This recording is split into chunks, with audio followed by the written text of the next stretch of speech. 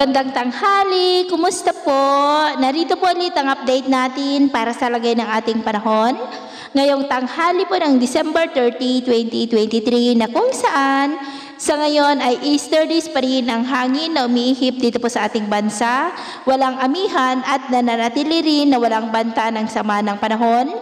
Lalo na po ang bagyo na maaaring makapekto dito sa ating bansa hanggang sa susunod na 2 linggo ay storm-free po tayo. Ngayong tanghali ay maayos ang panahon sa malaking bahagi ng ating bansa maliban po sa mga tsansa ng mga isolated rains.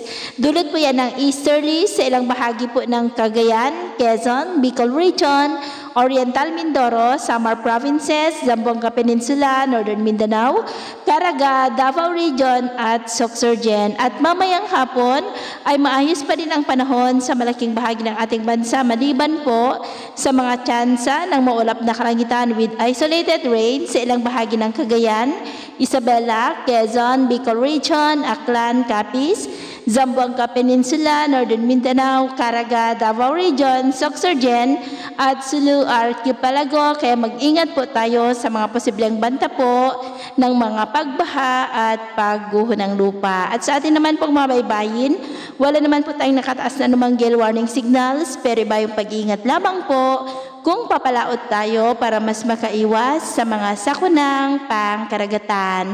So, yun po ng latest update natin sa araw na ito. At ako po muna si James na nagsasabing sa kahit na pagsubok po na darating sa ating buhay, huwag po tayong mawawalan ng pag-asa. Thank you and God bless.